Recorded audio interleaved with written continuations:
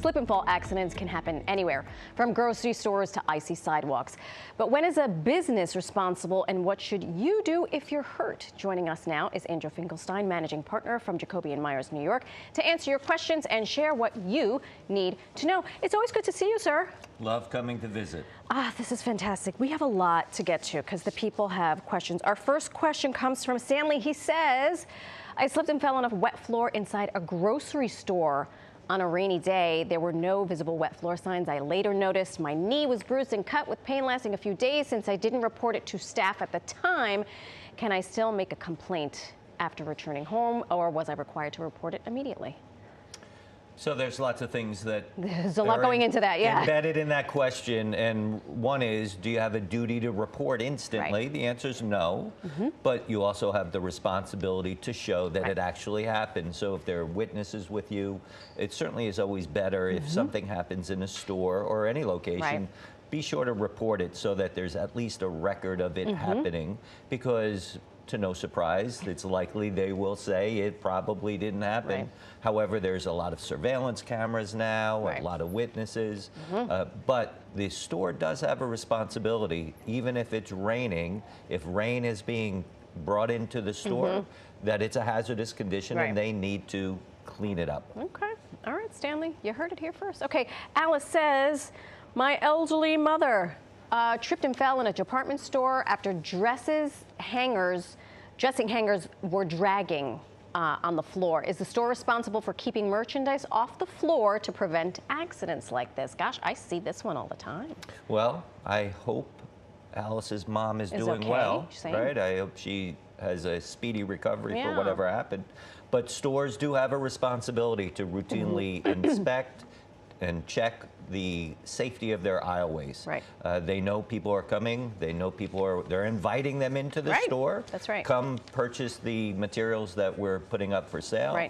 So they also know that other shoppers tend to leave things on the floor. Now, the real question is, how long was it there for, and do they have any system in place to routinely check? If they never routinely check, then they will be responsible. If they have a system where they routinely check every hour, every half hour, whatever it may be, then they're acting responsibly. So it really is a very fact-specific question, but the ultimate answer is stores have a responsibility to keep hazards out of the aisleway. Okay, that seems fair enough. Okay, here is a question from Lori. She says, I fell outside a store in my town due to slippery snow ice, hurt my wrist. The owner of the store sprinkled rock salt and said he did what he was supposed to do.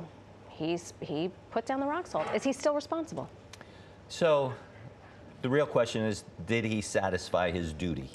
His duty is to have a safe and hazard-free entranceway to his facility. So what does that mean? There's three things. He either has to fix it, guard against it, or warn. Doesn't sound like he did any of those. Simply throwing rock salt down and leaving the hazard there isn't necessarily satisfactory. He has to fix it. Or warn, and by warn, like put up one of those signs. Yeah, like, let everybody know, because it's his store. If he knows that there is ice there and it's a dangerous entranceway, and he chooses not to fix it, he better guard against it. That's right. Or warn. Ooh, I like that. All right, Matthew, he's up next. He says, just last week I slipped and fell outside a grocery store in Brooklyn, resulting in shoulder pain. The store was not yet open and was still under construction, and I slipped on unsalted black ice directly in front of the entrance. Is there legal standing when a fall occurs outside a business that is still under construction? That seems complicated. It actually isn't. Okay, good.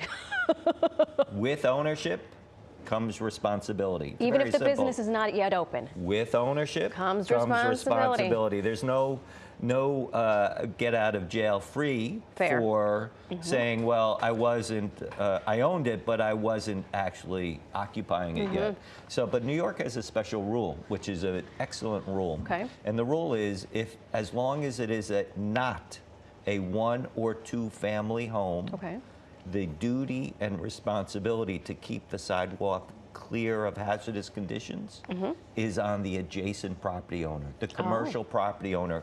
So that's why when that law came into place, suddenly New York City didn't have the responsibility, but all the property owners. Right. And that's why we see our sidewalks, most of them clear of these hazardous conditions. Wow. That's why the people are out cleaning up those sidewalks, because they now have the duty and responsibility.